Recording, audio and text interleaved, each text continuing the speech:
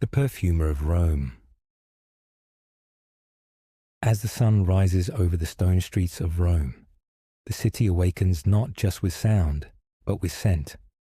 Burnt resin from temples, olive oil from kitchens, fresh bread from bakeries, the acrid smell of urine from the fuller's workshops. And here, in this small shop tucked between a wine merchant and a potter, the richest aromas of all.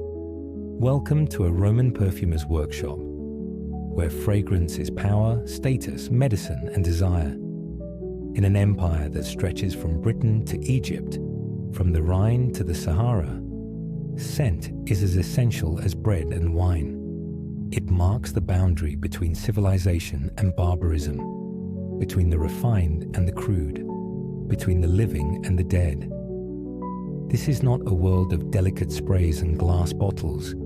This is a world where perfume is thick, oily, and unapologetically present, where a single drop can cost more than a laborer earns in a week, where the right scent can elevate your social standing, cure your ailments, or attract the attention of someone across a crowded bathhouse. Today, we follow one man through his daily routine. His name might be Marcus Aurelius Myron, a freedman of Greek origin, as many perfumers are. His father was a slave in a wealthy household, taught the secrets of perfumery by his master, and eventually granted his freedom. Marcus inherited not just the knowledge, but the shop itself, a small taberna on the Vicus Unguentarius, the street of the perfumers, not far from the Roman Forum. The year is around 100 AD, during the reign of Trajan. Rome is at the height of its power and prosperity. The Pax Romana has brought stability, and trade routes stretch to the furthest corners of the known world. Exotic ingredients flow into the city like water into an aqueduct. For a perfumer, these are golden days. But let us begin at the beginning. At dawn, when the city is just stirring, and the perfumer's day begins, Marcus wakes before dawn in the small apartment above his shop. The insulae, the multi-story apartment buildings of Rome, are cramped and sometimes dangerous. Fires are common, walls are thin, and privacy is a luxury. But Marcus is fortunate. As a successful tradesman, he owns his building. His living quarters are modest but comfortable. 2 rooms with a small kitchen area where his wife Claudia will soon prepare the morning meal. He splashes water on his face from a ceramic basin. The water is cold. There is no running water up here, though the public fountains are just down the street. He dresses in a simple tunic, undyed wool, practical for work. Later, if important clients arrive, he will don his toga. But for now, simplicity suits the early morning tasks. His first action of the day is almost ritualistic. He descends the narrow wooden stairs to the shop below, carrying a small oil lamp. The shop is dark, the shutters still closed from the night before. The smell hits him immediately, a complex layering of scents that never entirely fades. Rose and myrrh, cinnamon and iris, the faint bitterness of frankincense resin. These smells have soaked into the wooden shelves, the clay floor, even the walls themselves. Before opening the shutters, Marcus performs a small offering at the lararium, the household shrine in the corner of the shop. A small statuette of Mercury, patron of merchants and travelers, stands alongside figures of the household gods. He places a pinch of incense on a small burner, murmuring a brief prayer for a profitable day. The incense is frankincense, not his finest grade, but good enough for the gods of a modest household. As it begins to smoke, filling the shop with its clean, resinous scent, he feels the day truly begin. The shop, the taberna unguentaria, is a single room, perhaps 15 feet deep and 12 feet wide. The front opens entirely to the street. There is no door, only heavy wooden shutters that swing up and are propped open with poles during business hours.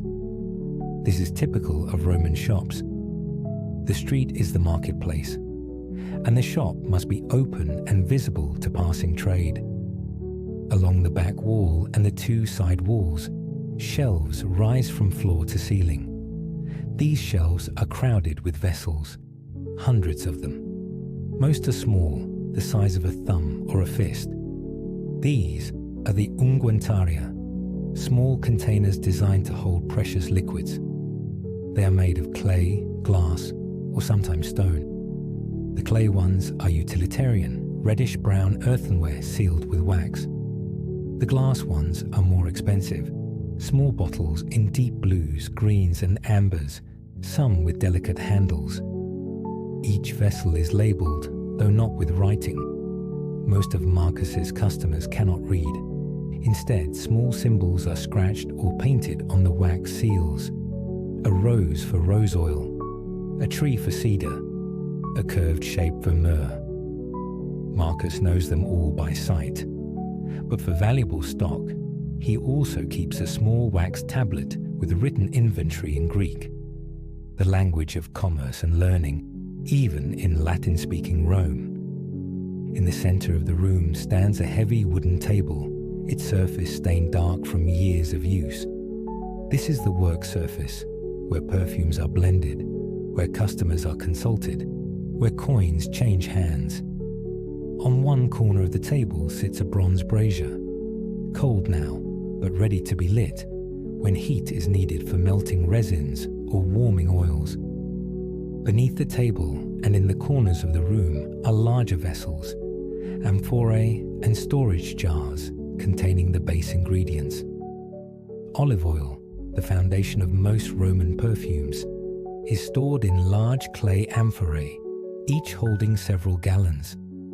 These are the most precious items in the shop, not because olive oil is rare, it is not, but because perfumed oil represents hours of labor and expensive ingredients. The air is never still in the shop. Even with the shutters closed, drafts move through the cracks, carrying the scents out into the street and bringing in the smells of the city. This is intentional.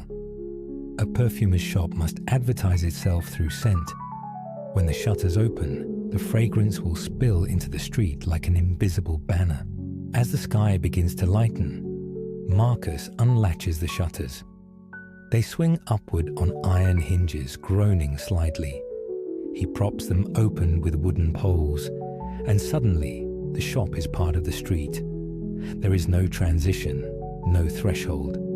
The shop is the street, and the street is the shop. Morning light filters in, still weak and golden. The street is already alive. A baker 3 shops down has been awake for hours, and the smell of baking bread mingles with the perfume shop's scents. A wagon rumbles past, delivering amphorae of wine to the tavern across the street. 2 women walk by carrying water jugs from the public fountain, gossiping about a neighbor's new hairstyle. Marcus steps out onto the street, stretching. He exchanges greetings with Titus, the wine merchant next door, who is also opening his shop. They discuss the weather. It has been dry, which is good for business. Dry weather means dusty streets, and dusty streets mean people will want to smell good. Rainy weather keeps people indoors and washes away scent. A street sweeper passes, pushing garbage and refuse toward the gutter with a rough broom. Rome is a city of smells, not all of them pleasant. The perfume trade exists partly because of this, to mask the less agreeable aspects of urban life. A good perfume is a personal atmosphere, a bubble of pleasant scent in a world that often reeks. Back inside, Marcus begins his first real task of the day, checking the work he left, steeping overnight. On a shelf near the back, several small clay pots sit covered with cloth. These contain oil infusions that have been macerating for days or even weeks. The process of making perfume is not quick. It requires patience, knowledge, and a nose trained by years of experience. He uncovers the first pot and dips his finger into the oil. It is a rose infusion, petals from Damascus roses, imported at great expense from Syria, steeped in pure olive oil. The oil has taken on a deep golden color and a rich, heady scent. He rubs a drop between his fingers, then brings them to his nose. The scent is strong, almost overpowering, but that is intentional. Roman perfumes are not subtle. Next, he checks a batch of iris oil. Iris root, also called orris root, comes from a type of iris flower. The roots are dried and aged for years before use, and they produce a scent that is powdery, slightly sweet, and extraordinarily long-lasting. This batch has been steeping for 2 weeks. Marcus judges it ready. He will strain it later today. The third pot contains something more exotic, spikenard oil. The spikenard plant grows only in the high mountains of India and the Himalayas. Its roots produce an oil that is earthy, musky, and deeply aromatic. It is one of the most expensive perfumes available, worth more per ounce than gold. This batch is destined for a wealthy patron, a senator's wife, who has already paid half in advance. Marcus handles it with care. Satisfied that his preparations are progressing, Marcus moves to the brazier. He fills it with charcoal, expensive, but cleaner and more reliable than wood. Using flint and iron, he strikes sparks until the charcoal catches.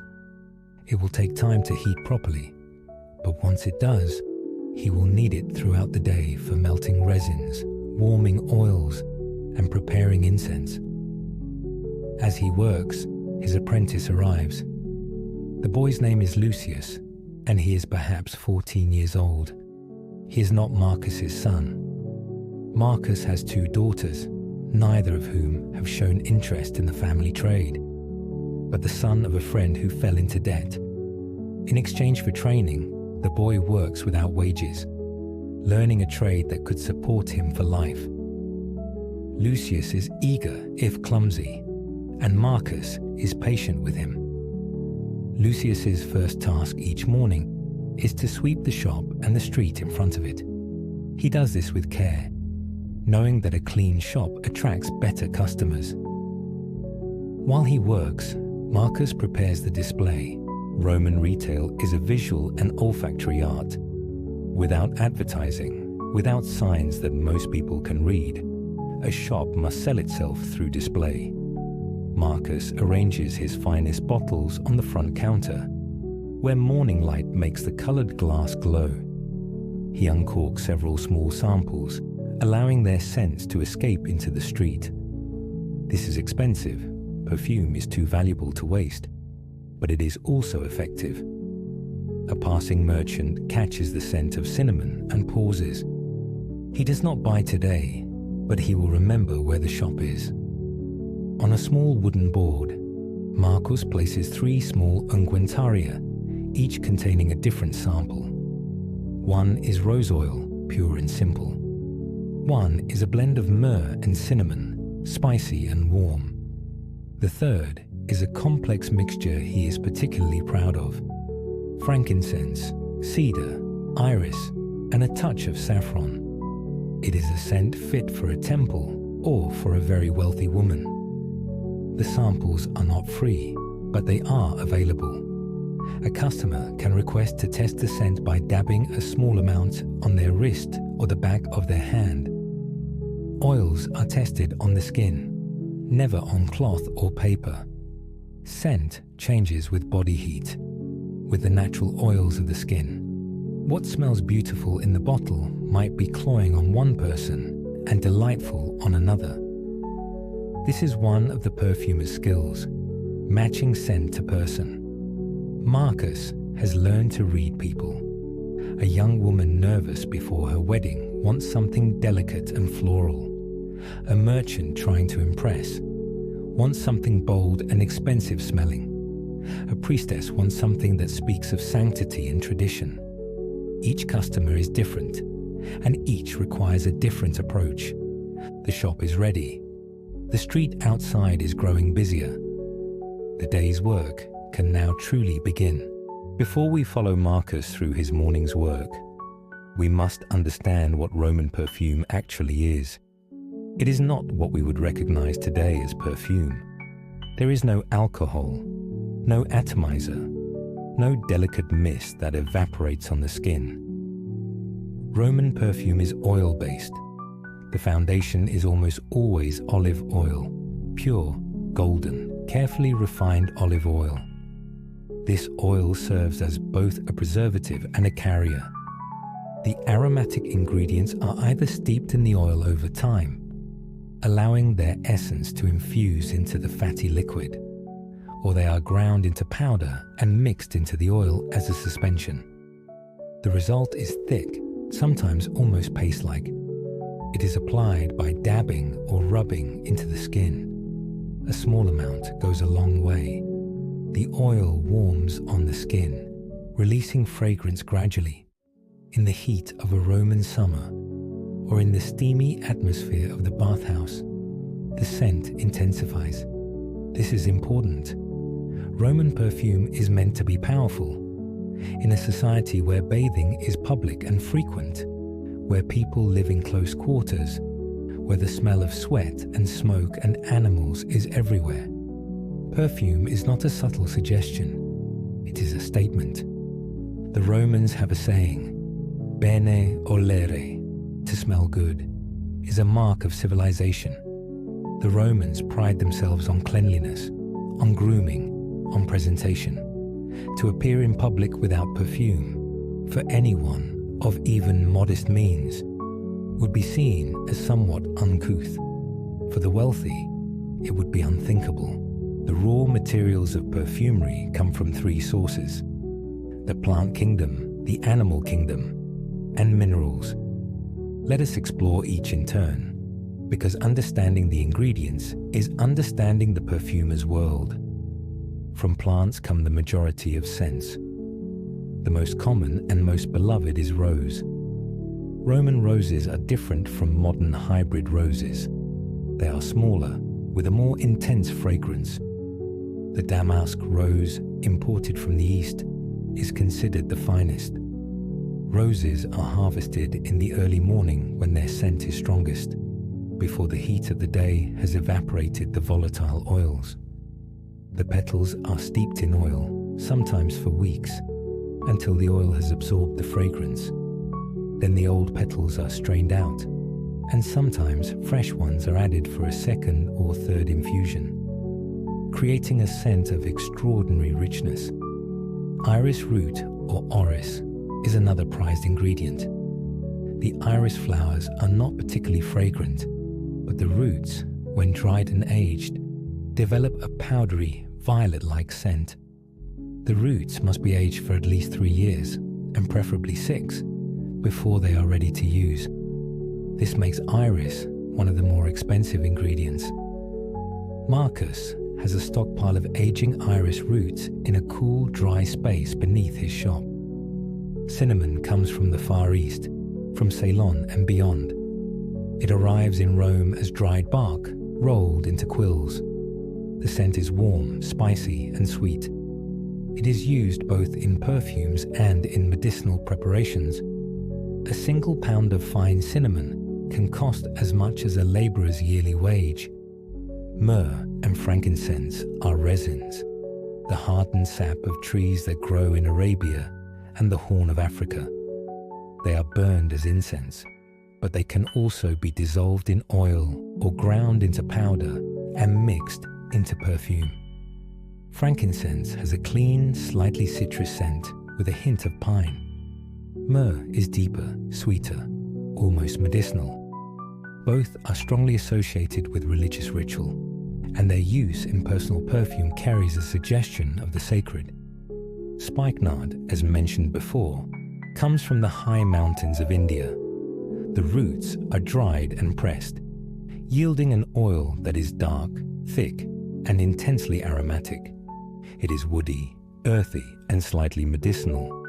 The scent is so powerful that a single drop can scent a room. In the Bible, spikenard is the perfume with which Mary Magdalene anoints Jesus. This is not a trivial detail. It tells us that spikenard was recognized even in that time and place as extraordinarily precious. Cedar wood from Lebanon is another luxury. The wood is chipped or shaved, then steeped in oil. The scent is dry, woody, and clean. It is popular for men's perfumes and for ritual use. Saffron, the dried stigmas of a particular crocus flower, is used both as a dye and as a perfume. It takes thousands of flowers to produce a single ounce of saffron. The scent is hay-like, slightly metallic, and strangely compelling. Mixed with other scents, it adds depth and complexity. From the animal kingdom come a few ingredients, some of which we would find disturbing today. Ambergris, a waxy substance that forms in the digestive systems of sperm whales and washes up on beaches, is prized as a fixative. It makes other scents last longer. Musk, from the glands of the musk deer, is another powerful animal scent. Civet, from the civet cat, and castoreum from beavers, are also used. These animal scents are intense, often unpleasant in their pure form, but in tiny amounts, they add a warm, animalic depth to perfumes. Minerals play a smaller role. Sulfur is sometimes used, though its smell is challenging. Various salts and powdered stones are occasionally added for texture or for their supposed magical properties. All of these ingredients are expensive. Some are rare. All must be imported, except for a few local plants like rose and iris. This makes perfumery a trade that depends on the functioning of a vast commercial network. When wars disrupt trade routes, perfumers suffer. When new territories are conquered and new trade routes open, perfumers prosper. Now, let us watch Marcus at work. A customer has commissioned a custom perfume, a blend for her personal use. She is a woman of wealth, the wife of a successful merchant. She has her own ideas about what she wants, but she trusts Marcus to realize her vision. The process begins with conversation. Marcus asks questions. What scents does she already like? What scents does she dislike? What does she want this perfume to say about her? Does she want something light and floral? Or something deeper and more mysterious? Will she wear it every day or only on special occasions? Will she wear it to the baths where heat will intensify it, or primarily at home? The customer describes her preferences. She likes rose, but finds it too simple on its own. She wants something with more complexity. She mentions that she has smelled a perfume at a dinner party that intrigued her, something with spice, but not overwhelming. Marcus nods. He thinks for a moment, then begins to gather ingredients. From his shelves, he takes down several vessels.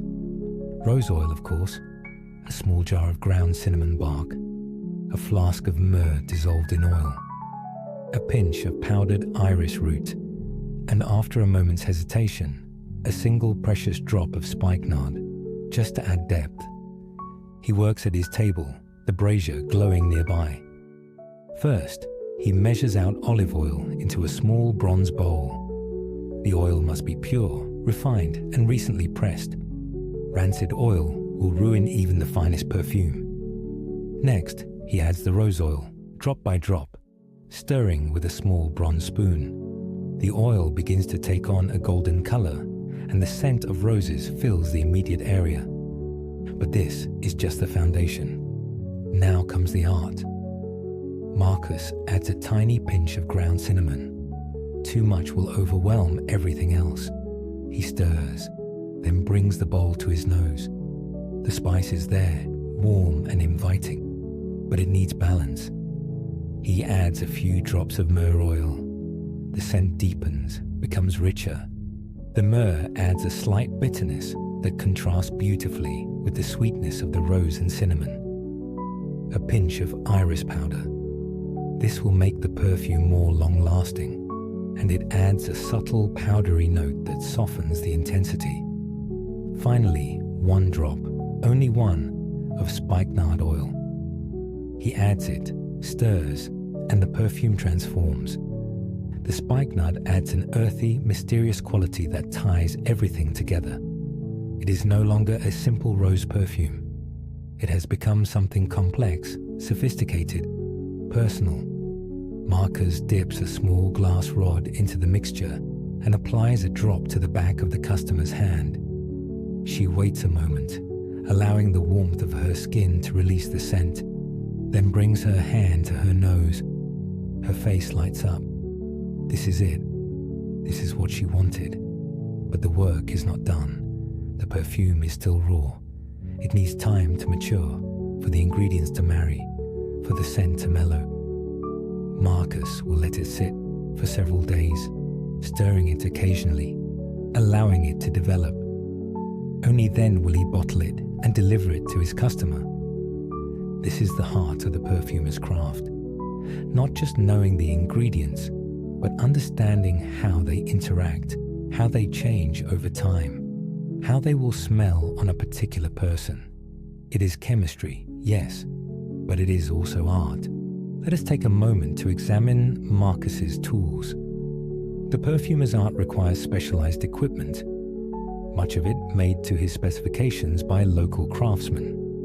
The mortar and pestle are essential. Marcus has several in different sizes.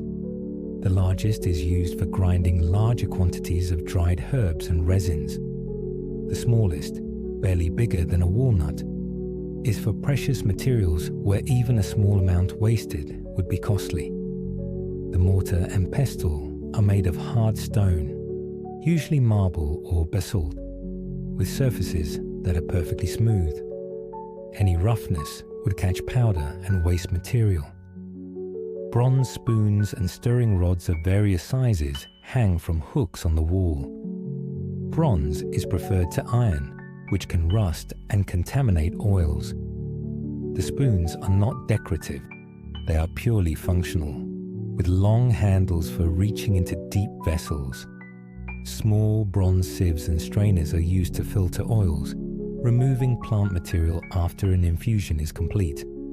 The finest sieve is made of bronze mesh, so fine it can filter out even the smallest particles, producing an oil that is perfectly clear. The brazier, as mentioned, provides heat. It is a bronze bowl on short legs, filled with charcoal. When heat is needed, Marcus places small vessels directly on the coals, or uses an iron trivet to hold them just above the heat. Temperature control is critical. Too much heat will destroy delicate scents, causing them to smell burnt. Glass funnels and pouring vessels allow Marcus to transfer perfumes without spilling. Every drop is valuable, and waste is not tolerated. Wax is used constantly to seal bottles, to mark inventory, to plug openings. Marcus keeps a pot of wax always ready, warming it slightly so it remains pliable. A small bronze scale allows him to measure precious materials by weight. The scale is sensitive enough to measure single grains of saffron, and Marcus treats it with care, keeping it clean and calibrated. These tools are not cheap, but they are essential. A perfumer without the right tools is like a sculptor without chisels, and Marcus's tools show the wear of constant use. The mortar stained from countless grindings, the spoons polished smooth by years of stirring. They are the tools of a master craftsman. It is worth pausing here to consider the economics of Roman perfumery, because they are extraordinary. A Roman soldier, a legionary, earns about 225 denarii per year. This is after multiple pay raises under various emperors. A skilled laborer, a mason or carpenter, might earn slightly more. A small loaf of bread costs perhaps half a denarius. A modest meal at a tavern, 2 or 3 denarii. Now consider, A small bottle of quality rose oil, enough for perhaps a month of regular use, costs 10 denarii. A bottle of iris perfume might cost 20. Spikenard, in even a tiny quantity, could cost 50 or more. A truly luxurious custom blend, incorporating rare ingredients, could cost upward of 100 denarii, almost half a soldier's annual pay for a single bottle of perfume. This tells us several things. First, perfume is genuinely a luxury, not an everyday purchase for most Romans. Second, the wealthy spend staggering amounts on perfume. We know from historical accounts that some Roman nobles would go through bottles of perfume in a single banquet, anointing not just themselves, but their guests, their servants, even their furniture. The poet Horace satirizes a friend who douses himself so heavily in perfume that guests at his dinner party can hardly breathe. Third, it tells us that perfumers like Marcus can become quite prosperous. The profit margins on perfume are substantial. If Marcus pays 5 denarii for raw materials and sells the finished product for 20, he has made a considerable profit. Over the course of a year, if he serves even a modest number of wealthy clients, he can accumulate significant wealth. But the business has risks. Ingredients are expensive and must be paid for upfront. If a batch of perfume fails, if the oil goes rancid, if the scent does not develop properly, that investment is lost. If trade routes are disrupted, the supply of critical ingredients dries up. During times of war or instability, luxury goods are the first thing people stop buying. A perfumer must be not just a craftsman, but also a businessman, managing inventory, cultivating relationships with wealthy patrons, and staying alert to changes in fashion and taste. Marcus is good at this. He knows which customers are reliable, who pays promptly, and who needs to be reminded. He knows when to extend credit and when to demand payment up front. He knows that a happy customer will recommend him to friends, and that word of mouth is his most valuable form of advertising. As the morning progresses, the shop becomes busier. Customers come and go, each with different needs and different budgets. A young man enters, perhaps 20 years old, well-dressed, but not ostentatiously so. He's preparing to visit the bars this afternoon, and he wants something to apply afterward. The bars are a social hub, and appearance and scent matter. Marcus shows him several options. Something with cedar and myrrh, masculine and clean. The young man tests a sample on his wrist, nods approvingly, and purchases a small bottle. The transaction is quick. 10 denarii change hands. An older woman, a freed woman, who works as a hairdresser, comes in looking for rose oil. She uses it in her work, applying it to her client's hair to add shine and fragrance. She buys in larger quantities and gets a slightly better price as a regular customer. Marcus measures out the oil into a small amphora she has brought, using a bronze ladle. They gossip briefly about mutual acquaintances, then she pays and leaves. A slave enters, bearing a note from his master. The note is written on a wax tablet, and Marcus reads it with a slight frown. It is a complaint. A perfume that was purchased last month has gone cloudy, and the customer wants a refund or replacement. Marcus questions the slave gently. How was the perfume stored? Was it kept sealed? Was it exposed to heat or sunlight? The slave does not know. Marcus sighs. He will have to visit the household personally to inspect the problem. If the customer has mishandled the perfume, that is not Marcus's fault, but he must be diplomatic. Losing a wealthy patron over a single bottle would be foolish. He sends the slave back with a message that he will visit this afternoon. The variety of customers is striking, rich and poor, though more the former than the latter. Men and women, citizens and freedmen, though rarely slaves purchasing for themselves. Each person brings their own expectations and their own understanding of what perfume should be. Between customers, Marcus continues his work. He strains a batch of iris oil that has been infusing for 2 weeks, carefully filtering it through fine bronze mesh. The oil that emerges is clear and faintly golden, with a rich, powdery scent.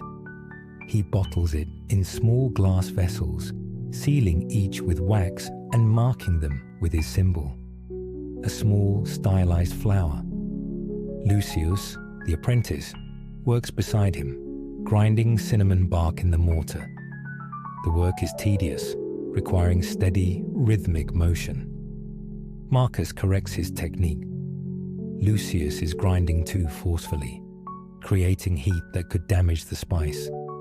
Gently, gently, Marcus instructs. Let the weight of the pestle do the work. Lucius adjusts, and Marcus nods approval. This is part of being a master craftsman, passing on knowledge. Lucius will not learn everything in a year, or even in 5 years. Perfumery takes a lifetime to master.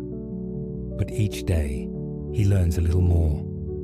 How to recognize the quality of an ingredient, how to judge when an infusion is ready, how to speak to customers.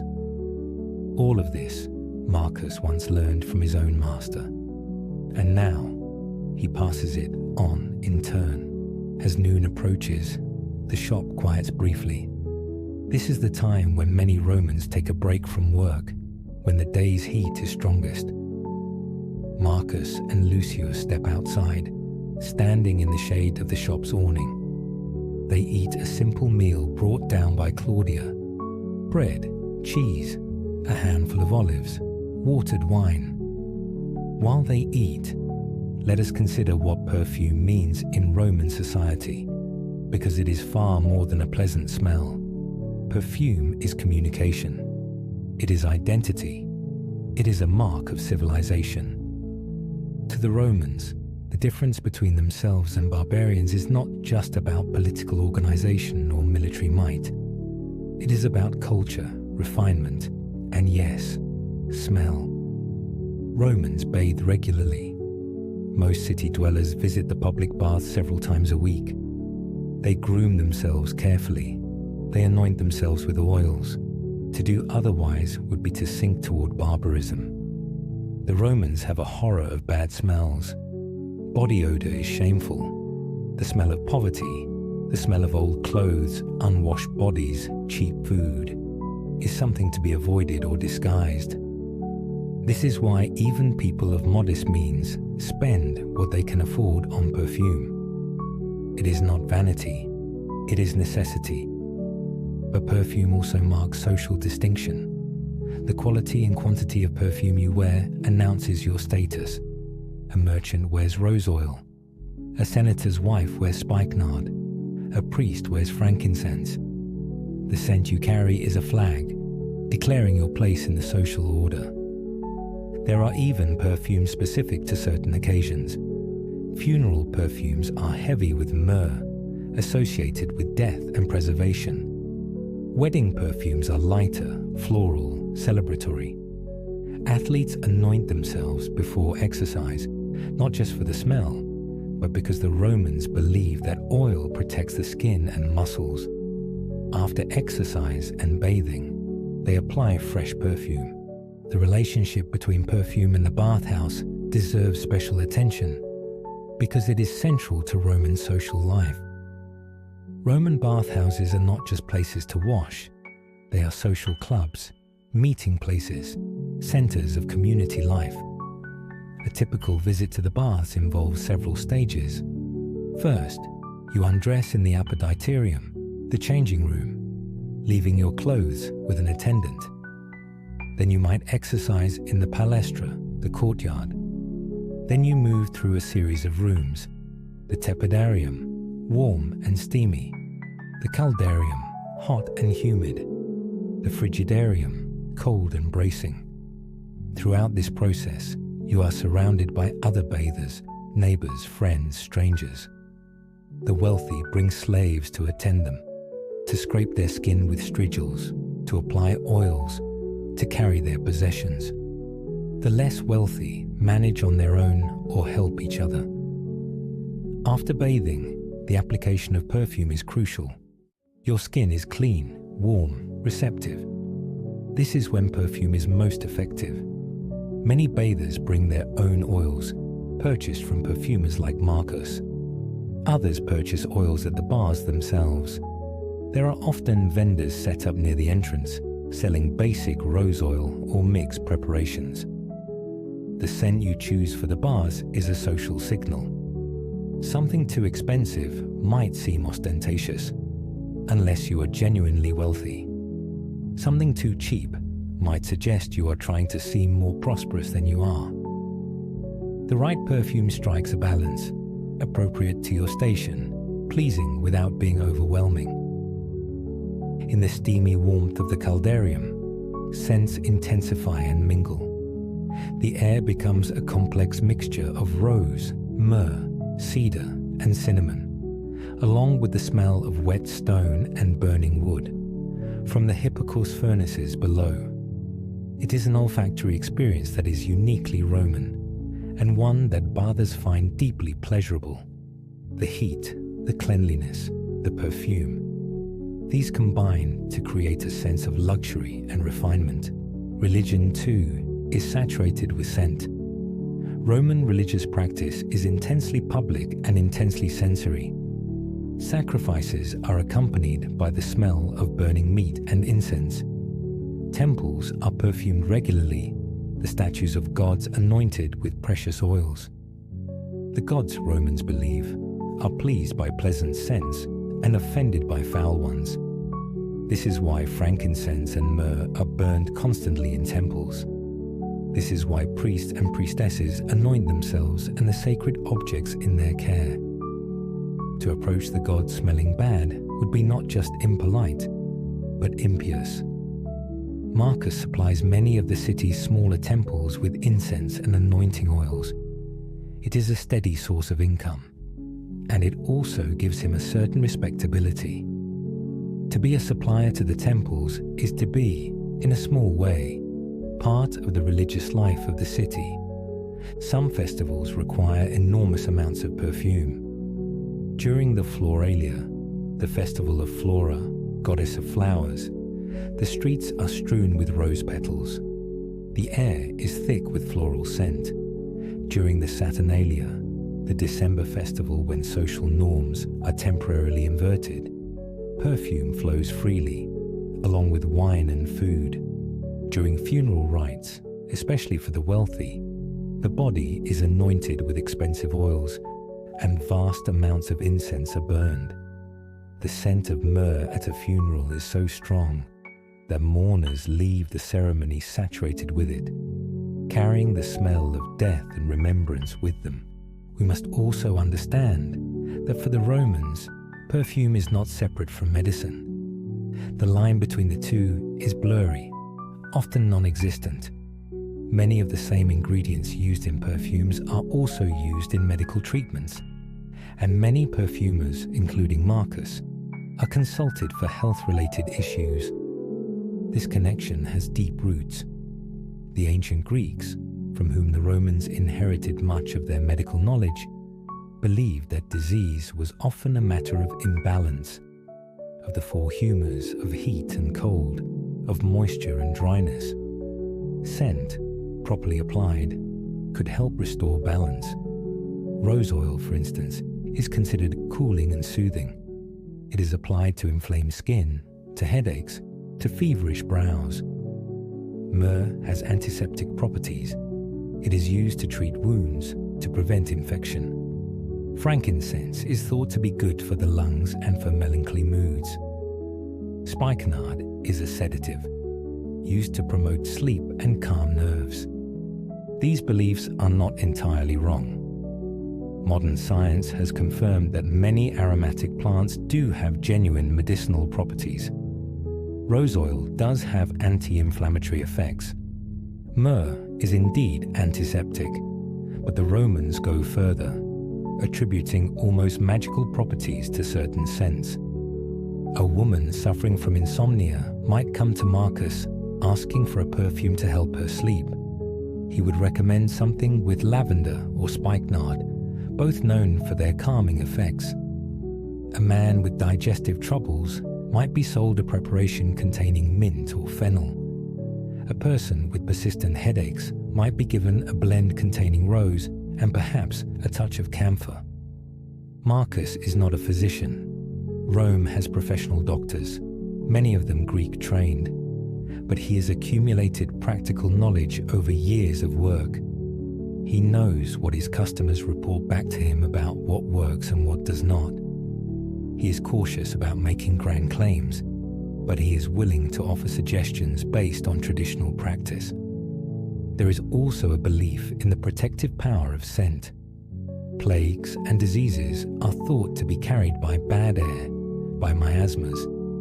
Strong perfumes, therefore, can ward off illness by creating a barrier of pleasant air around the wearer. During times of epidemic, the wealthy douse themselves in perfume and carry sachets of aromatic herbs. Whether this helps is debatable, but it certainly makes people feel safer. And psychological comfort is not nothing. And then there is the erotic aspect of perfume, which the Romans do not hide or deny. Perfume is used to attract, to seduce, to signal romantic availability and interest. This is not subtle. Roman literature is full of references to perfume lovers, to the scent of a woman's hair, to the mingling of scents in intimate moments. Young women preparing for a wedding or for a first meeting with a potential husband consult perfumers carefully. The right scent can make a powerful impression. Something too heavy might suggest lewdness. Something too light might suggest timidity. The goal is to find something that is alluring without being obvious, sophisticated without being intimidating. Men too use perfume strategically. A young man courting a girl will perfume his hair and his clothes, hoping to make a memorable impression. The poet Ovid, writing a guide to seduction, advises men to be well-groomed and pleasantly scented, but warns against over-application. Let her smell you from a distance, not choke on you, he suggests, with characteristic wit. Prostitutes use perfume heavily, both to attract clients and to mask less pleasant realities. The connection between perfume and sexuality is so strong that excessive perfume on a man can be seen as effeminate or suspicious. There is a careful balance to strike, enough to be civilized, not so much as to seem decadent. Marcus sells aphrodisiac perfumes, blends that are supposed to enhance desire or attractiveness. Do they work? Perhaps the psychological effect is real enough. If you believe a perfume will make you more attractive, you carry yourself with more confidence, and confidence is genuinely attractive. Marcus does not promise miracles, but he does not discourage belief either. Hope is part of what he sells. After the midday break, a wealthy customer arrives. Marcus recognizes her immediately, Livia, the wife of a prominent senator. She comes in a litter carried by 4 slaves, with 2 more slaves attending her. She's perhaps 40 years old, elegantly dressed in a stola dyed with expensive Tyrian purple. Her hair elaborately styled and held in place with ivory pins. Livia is one of Marcus's best customers, and he treats her accordingly. He ushers her into the shop, offering her a stool to sit on. Most customers stand, but Livia expects deference. He sends Lucius to fetch cool water from the fountain, flavored with a drop of rose water. This is hospitality, but it is also business. Livia has come for her regular supply of perfumes, but also with a special request. She is hosting a banquet in 10 days' time, an important social event. She wants not just personal perfumes, but scented oils for her guests, incense for the dining room, even perfumed water for washing hands between courses. This is a substantial order, and Marcus's mind is already calculating costs and profits. They discuss options. For the guests, Marcus suggests small bottles of rose oil, simple but elegant. For the dining room, frankincense incense, which will not overpower the smell of food. For hand washing, scented water with a touch of mint, refreshing and cleansing. Livia approves and asks prices. The total comes to nearly 200 denarii. She does not flinch. She will pay half now, half on delivery. This is the kind of business that makes Marcus prosperous. One wealthy customer, one large order, and he has secured his income for a month. He thanks Livia with genuine warmth, assures her that everything will be perfect, and personally escorts her to her litter.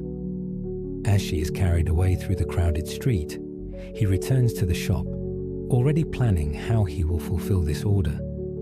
It will require extra work, possibly help from another perfumer, to produce enough in time, but it is worth it. With Livia's order secured, Marcus must turn his attention to supplies. Running a perfume shop is not just about creating scents. It is about managing a complex supply chain that stretches across the known world. Later in the afternoon, Marcus leaves Lucius in charge of the shop and walks to the docks. Rome's port, Ostia, is about 15 miles away, but goods flow up the Tiber River daily. There is a smaller riverside dock within the city where merchants unload goods from boats that have come upriver. Marcus is looking for his supplier, a merchant named Gaius, who specializes in Eastern goods. Gaius operates from a warehouse near the dock, and his inventory is always interesting. Spices from India, silk from China, incense from Arabia, sometimes even stranger items like tortoiseshell or ivory. The warehouse is a large, dim space filled with the smells of 100 different goods. Sacks of pepper and cinnamon are stacked against one wall. Amphorae of wine and oil stand in neat rows. Bolts of fabric are carefully wrapped and shelved. At the back, in a locked room, are the most valuable items: precious stones, rare perfume ingredients, gold and silver objects. Gaius greets Marcus with the ease of a long business relationship. They know each other well, trust each other, but also understand that business is business. Marcus describes what he needs: more rose petals, dried and ready for infusion, a quantity of myrrh resin, if possible, some spikenard, though he knows this might not be available, as it is always in short supply. Gaius considers. He has rose petals, not the Damascus variety, but good quality Rhodes roses. He has myrrh, freshly arrived from Egypt. As for spikenard, he has a small amount, but it is expensive. The trade routes through Parthia have been unreliable lately, and Indian goods are commanding high prices. They haggle, but politely. This is not the aggressive bargaining of the foreign market. This is negotiation between professionals who both know the value of what is being discussed. Eventually, they agree on prices and quantities. Marcus will take the roses and myrrh immediately. The spikenard, he will take half of what is available, leaving the rest for Gaius to sell to other perfumers. Marcus pays in silver denarii, counted out carefully. Gaius makes a note on a wax tablet, recording the transaction. If either of them is audited by the tax collectors, they will need records. Marcus arranges for a porter to carry the goods back to his shop. The rose petals are in a sealed woven basket. The myrrh is in a small wooden box, the resin wrapped in linen cloth. The spikenard is in a tiny sealed pot, no larger than a child's fist, yet worth more than all the rest combined. The goods Marcus has just purchased have traveled farther than most Romans will travel in their entire lives. Let us trace these journeys, because they reveal the extent and complexity of Roman trade networks. The rose petals, though purchased in Rome, were grown on the island of Rhodes, off the coast of Asia Minor. Rhodes has been famous for its roses since ancient times. The flowers are harvested by hand in early summer when the dew is still on the petals. They are then dried carefully in the shade. Sun drying would destroy the fragrance. Once dried, they are packed into baskets and shipped to major ports. From Rhodes, they were transported by ship to Ostia, then up the river to Rome. The journey took perhaps 2 weeks. The myrrh came from much farther. Myrrh trees grow in the arid lands of Arabia Felix, modern-day Yemen, and in the Horn of Africa, in what the Romans call the land of Punt. The resin is harvested by making small cuts in the bark of the tree and allowing the sap to weep out. It hardens in the air into irregular lumps, which are then collected. These lumps of myrrh are carried by camel caravan across the Arabian Peninsula to ports on the Red Sea. From there, they are loaded onto ships. The ships sail up the Red Sea, through the canal that connects it to the Nile, and down the Nile to Alexandria. In Alexandria, the myrrh is sold to merchants who ship it across the Mediterranean to Rome. The entire journey, from tree to shop, might take 6 months or more. The spikenard has traveled even farther. It grows in the high mountains of the Hindu Kush and the Himalayas, in regions that are barely known to the Romans except through legend and merchant tales. The roots are dug up by mountain people, dried and pressed to extract the oil. This oil is sold to traders who carry it down to the plains of India. From India, the spikenard travels by multiple routes. Some goes overland through Parthia, the great empire to Rome's east. This is a dangerous route, dependent on the current state of relations between Rome and Parthia, which swing between cautious trade and open warfare. Other shipments go by sea, following the monsoon winds across the Indian Ocean to Arabia, then up the Red Sea to Egypt, and finally to Rome. This sea route is faster but riskier. Storms can destroy entire cargoes, and pirates are a constant threat. Every step of these journeys adds cost. Each merchant who handles the goods, each port where duties are paid, each caravan guard and ship's captain, all must be compensated. By the time the spikenard reaches Marcus's shop, it has passed through dozens of hands and traveled thousands of miles. It is a minor miracle that it arrives at all. This is why Roman perfume is so expensive. It is not just the labor of the perfumer that you are paying for. You are paying for the entire apparatus of Roman trade, for the ships and roads and merchants and guards that make it possible for a flower from Rhodes, a resin from Arabia, and a root from India to meet in a shop in Rome and be transformed into a personal luxury. Marcus is not the only perfumer in Rome. The city has dozens, perhaps hundreds of perfume shops, ranging from modest stalls in neighborhood markets to prestigious establishments near the Forum. Some perfumers are specialists, known for particular scents or techniques. Others are generalists, offering a wide range of products. Competition is real, but usually not cutthroat. Rome is a large city with a nearly insatiable appetite for luxury goods. There is enough business to go around, especially during prosperous times like these. Most perfumers have their regular clients and their reputations. A customer who is happy with one perfumer is unlikely to switch unless there is a compelling reason. That said, perfumers are protective of their reputations. A rumor that your products are inferior or that you cheat your customers can be devastating. Marcus is scrupulous about quality for this reason. He never sells oil that has gone rancid, never substitutes cheap ingredients for expensive ones, never promises what he cannot deliver. His reputation has been built over years, and he guards it carefully. There is also collaboration. Perfumers sometimes share rare ingredients or refer customers to each other. If a customer wants something Marcus cannot provide, perhaps a specialty incense or particular exotic oil, he will direct them to a colleague who can help. This is not pure altruism. It builds goodwill, and goodwill is valuable.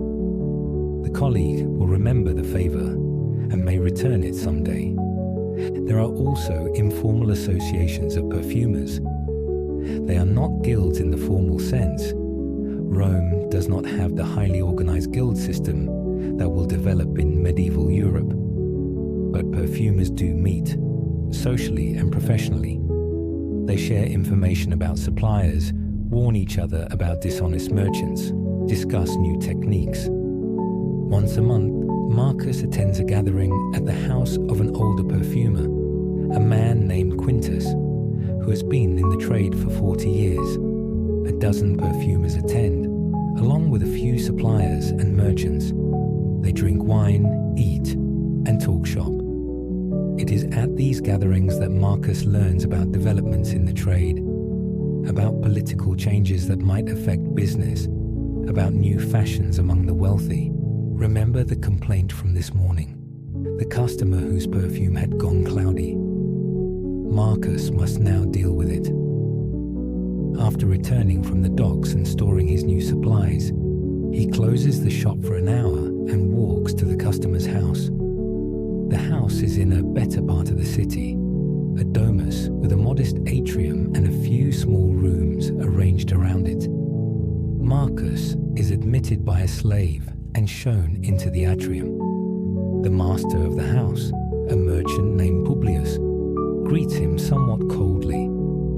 Publius produces the bottle of perfume. Marcus examines it carefully. The oil has indeed gone cloudy, and there is a faint off smell. This should not have happened, not if the perfume was properly made and properly stored. He questions Publius gently. Where was the bottle kept? Near a window, Publius admits, where it caught the afternoon sun. Ah, there is the problem, Marcus explains carefully.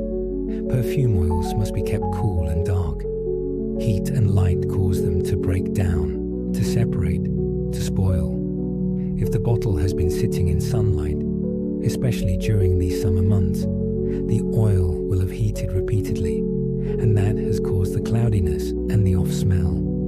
This is not a defect in the perfume itself. It is a storage issue. Publius is not entirely convinced, but Marcus's explanation is reasonable and delivered politely. Marcus offers a compromise. He will replace the perfume at half price. This way, Publius is not entirely blamed for the problem. But Marcus also does not lose money on a fault that is not his own. It is a fair solution, and Publius, after a moment's consideration, accepts it. Marcus leaves the meeting satisfied. He has preserved a customer relationship, established that he is reasonable and willing to help, and avoided setting a precedent of replacing goods that have been mishandled. This is the art of customer relations, balancing firmness with flexibility, maintaining standards while showing empathy. Back at the shop, Lucius has been managing in Marcus's absence. He has made a few small sales, basic rose oil to a regular customer, a stick of incense to a woman heading to the temple. He has also, Marcus notices, cleaned and organized the work table, which shows good initiative. Marcus decides this is a good time for a lesson. He brings out the fresh rose petals he purchased earlier and shows Lucius the process of making an infusion. First, the petals must be inspected, and any that are damaged or discolored must be removed. Quality is everything. Then, they are placed in a clean ceramic vessel and covered with olive oil. Not just any olive oil, but the finest grade, as clear and pure as possible. The vessel is sealed with a cloth tied tightly around the rim, and placed on a shelf where it will be warm but not hot. Over the next several days, the oil will slowly draw out the fragrance from the petals. Marcus explains that patience is crucial. If you try to hurry the process by adding heat, you will destroy the delicate scent of the roses. Slow infusion is always better. After a few days, the petals will be strained out and the oil tested. If it is not strong enough, fresh petals can be added and the process repeated. Some of the finest rose oils go through 3 or 4 infusions, each one intensifying the scent. Lucius listens intently, asking occasional questions. How do you know when the infusion is ready?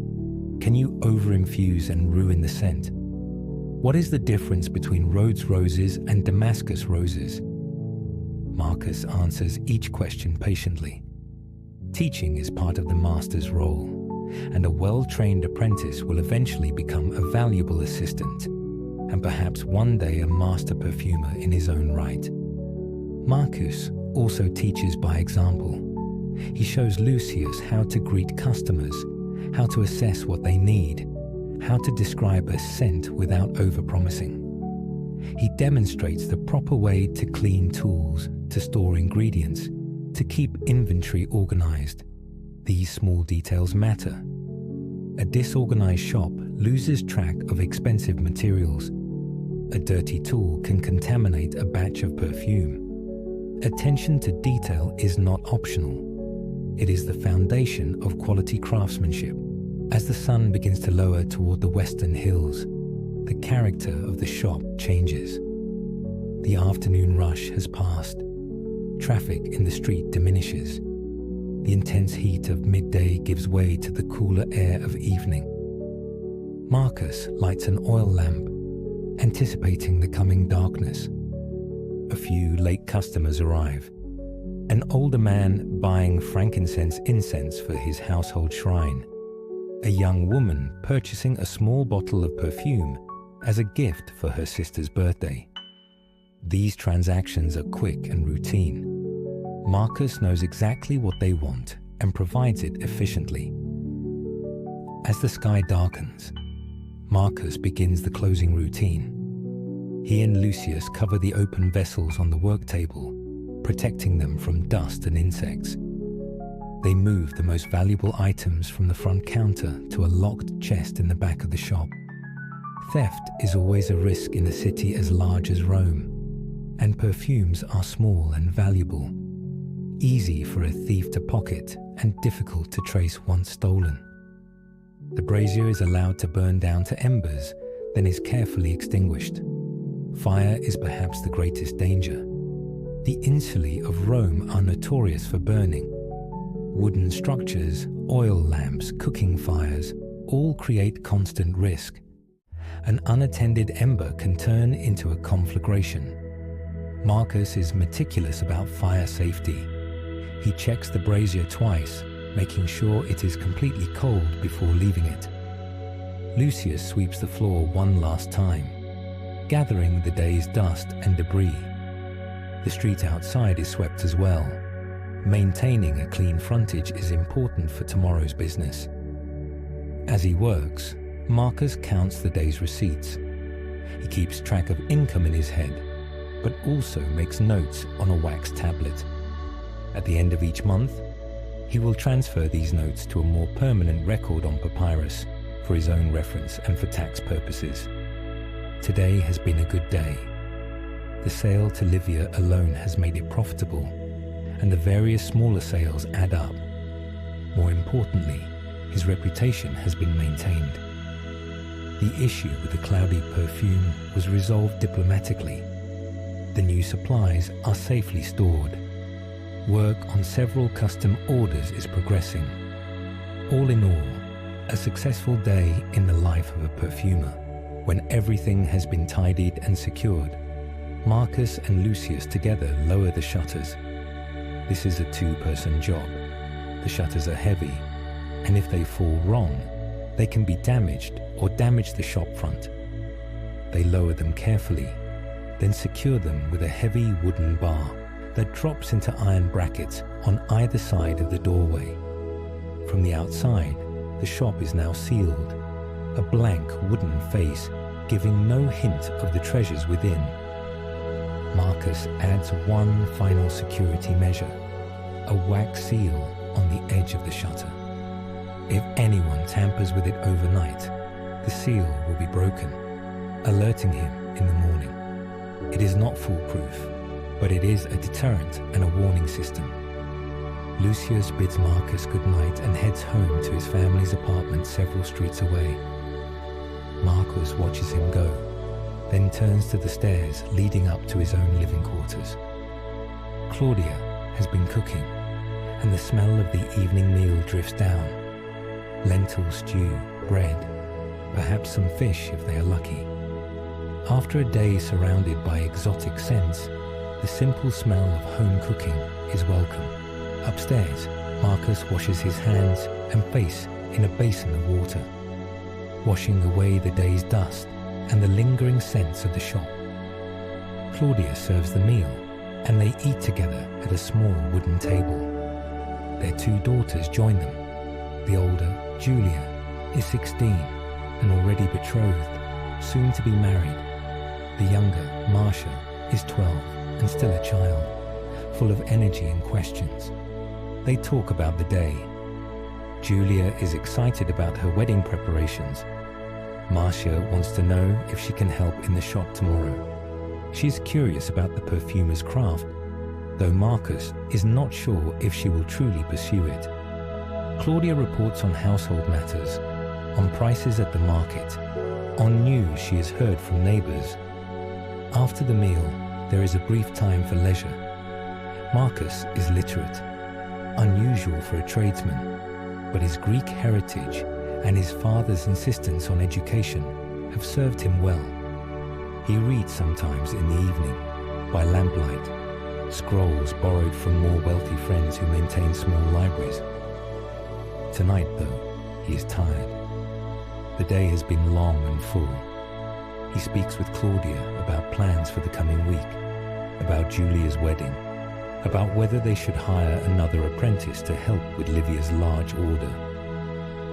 As full darkness falls, the family prepares for sleep. The oil lamps are extinguished, except for one small one left burning in case someone needs to move during the night. The apartment grows quiet. Outside, the city continues its nighttime rhythms, the watch making their rounds, late-night revelers heading home from taverns, the occasional cart delivering goods. But for Marcus, the day is done. Tomorrow, he will wake before dawn, descend to the shop, open the shutters, and begin again. The rhythm of the perfumer's life is as constant as the seasons, as reliable as the rising sun. We have followed Marcus through a single day, but that day is representative of thousands of such days across decades, across the whole span of the Roman Empire. What can we learn from this close examination of one profession, one life, one daily routine? First, we learn that Roman life, even at the level of a modest tradesman, is far more sophisticated and complex than we might assume. The network of trade that brings Marcus his materials spans 3 continents. The knowledge he employs has been refined over centuries. The social codes he navigates are intricate and meaningful. This is not a primitive or simple society. This is a civilization at the height of its powers, with elaborate customs and deep cultural sophistication.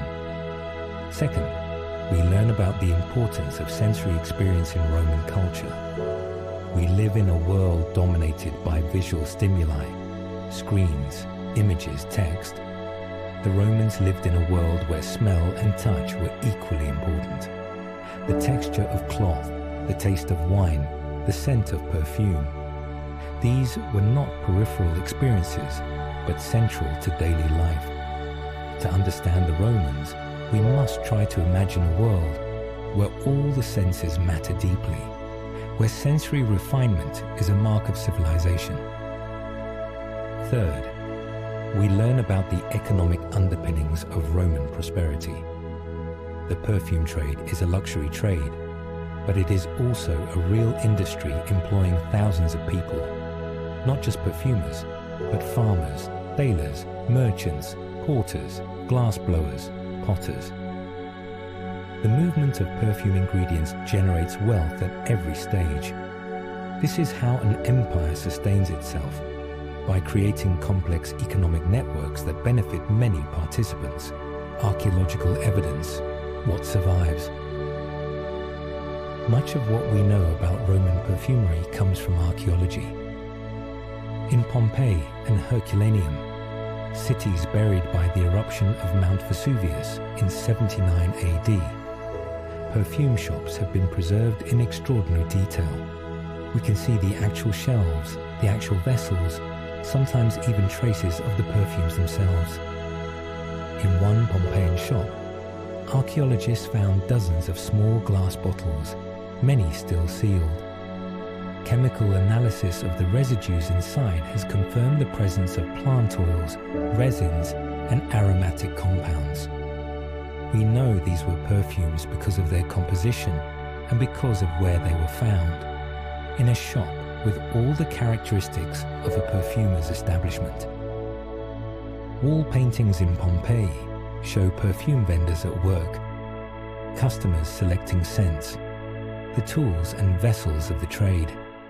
These images confirm what we have imagined about Marcus's shop. The archaeology and the historical record align, giving us confidence that our reconstruction is accurate. Roman tombs sometimes contain perfume bottles placed there as grave goods.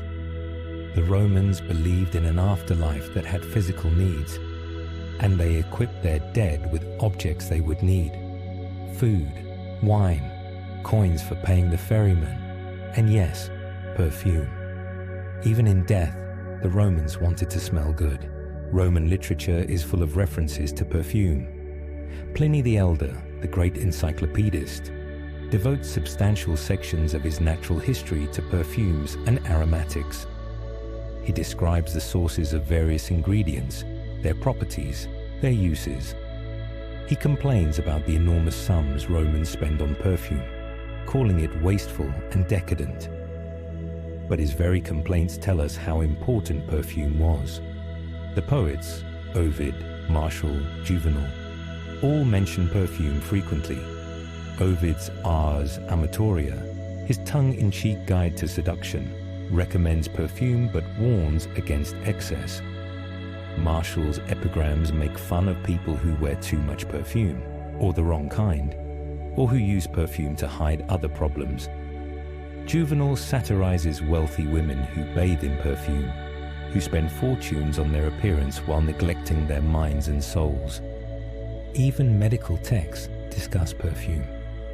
Galen, the famous physician, writes about the therapeutic uses of various aromatic substances. Dioscorides, in his comprehensive pharmacological work, catalogues dozens of perfume ingredients and their supposed effects on the body and mind. All of this literary evidence confirms that perfume was not a marginal or trivial aspect of Roman life. It was central, economically, socially, culturally, even medically. The sheer volume of references tells us that perfume mattered to the Romans in ways that are difficult for us to fully grasp. Why should we care about Roman perfume? What does it teach us? It teaches us that understanding the past requires more than studying battles and emperors and laws. It requires understanding daily life, the texture of ordinary existence. A day in the life of a perfumer tells us more about Roman civilization than a recitation of emperors' names. It teaches us that humans have always sought beauty, comfort, and pleasure, even in difficult times. The creation and use of perfume is a fundamentally optimistic act. It suggests that life is worth making beautiful, that our bodies and our surroundings deserve care and attention. It teaches us about globalization, ancient style, The Roman perfume trade was an early form of global commerce, connecting disparate regions of the world through networks of trade and exchange. The ingredients in a single bottle of perfume might come from 4 different continents, brought together by a system of commerce that spanned thousands of miles. This is not so different from our own world, where products are assembled from components sourced globally. It also teaches us about the fragility of knowledge. Much of what the Romans knew about perfumery was lost in the centuries after the fall of the Western Roman Empire. Trade networks collapsed, cities declined, literacy decreased. The elaborate techniques for creating complex perfumes were forgotten or simplified. It took centuries for European perfumery to recover to Roman levels of sophistication, and when it did, it drew on new sources. The Islamic world, which had preserved and extended Greek and Roman knowledge of aromatics. There is something poignant about perfume. It is the most ephemeral of arts. A painting can last millennia. A statue can survive the collapse of empires, but perfume evaporates, fades, disappears. The actual scents that Romans wore are lost to us forever. We can reconstruct them chemically, but we cannot truly know what they smelled like in their original context, mixed with the sweat and skin oils of long-dead people, in the heat of a Roman summer, in the steam of a bathhouse. Yet in another sense, the scents survive. They survive in literary descriptions, in archaeological residues, in the knowledge that has been passed down through centuries of perfumers. The Roman love of rose, of myrrh, of frankincense has shaped perfumery traditions that continue to this day. Modern perfumes still use many of the same ingredients that Marcus would have recognized. The art has not been entirely lost, and in places like Pompeii, where time stopped suddenly, we can stand in actual perfume shops, in rooms where the air once was thick with rose and cinnamon and myrrh. The scents are gone, but the spaces remain, and with imagination and scholarship, we can populate them again, can see the shelves lined with bottles, can hear the perfumer greeting customers, can almost smell the complex, powerful fragrances that defined Roman elegance. Marcus, our perfumer, lived in a specific time and place, but his life illustrates broader truths about human civilization. We create beauty because we can, because it brings us joy, because it connects us to others. We trade because exchange enriches all parties. We preserve and pass on knowledge because each generation stands on the shoulders of those who came before. The Roman Empire fell. The city of Rome was sacked. Its population plummeted. Its great buildings fell into ruin. But the knowledge of perfumery survived, transmitted through books and through the unbroken chain of craftsmen, teaching apprentices. In this way, Marcus and his peers achieved a kind of immortality. Their names are forgotten, but their art lives on. To smell good, the Romans said, is to be civilized. It is to participate in a shared culture of refinement and care. It is to announce that you value beauty, that you respect those around you, that you take pride in yourself. This is not vanity. This is humanity at its best, creating, enjoying, sharing the good things of life. So when we think of ancient Rome, let us think not just of emperors and legions, of conquest and decline. Let us also think of small shops on sunny streets, of craftsmen carefully measuring precious oils, of customers choosing scents, of the moment when a perfect perfume is created and someone inhales it for the first time and smiles. Let us think of Marcus, rising before dawn, opening his shutters, beginning another day's work. Let us think of the care he takes, the pride he has in his craft, the relationships he builds with customers and suppliers and apprentices. And let us remember that long after stone crumbles and empires fade, what endures is the human desire for beauty for connection, for meaning. The perfumer's art speaks to this desire. It is a small art, perhaps, but a real one. It is worth remembering, worth preserving, worth celebrating. Because in the end, civilization is built not just of laws and armies and monuments. It is built of small, careful acts of creation, a beautiful scent, a well-made vessel, a day's work done with pride and skill. This is the lesson of the perfumer's shop, that ordinary life, lived with attention and care, is worthy of respect and remembrance. That the daily work of feeding, clothing, beautifying ourselves and others is the foundation on which all higher achievements rest. So let us honor Marcus and his kind, the craftsmen and tradespeople who made Roman civilization function, who created its material culture, who made daily life not just tolerable, but beautiful. Their stories are worth telling, their lives are worth imagining, and their legacy, in every bottle of perfume, in every carefully cultivated scent, continues to enrich our world today. The end.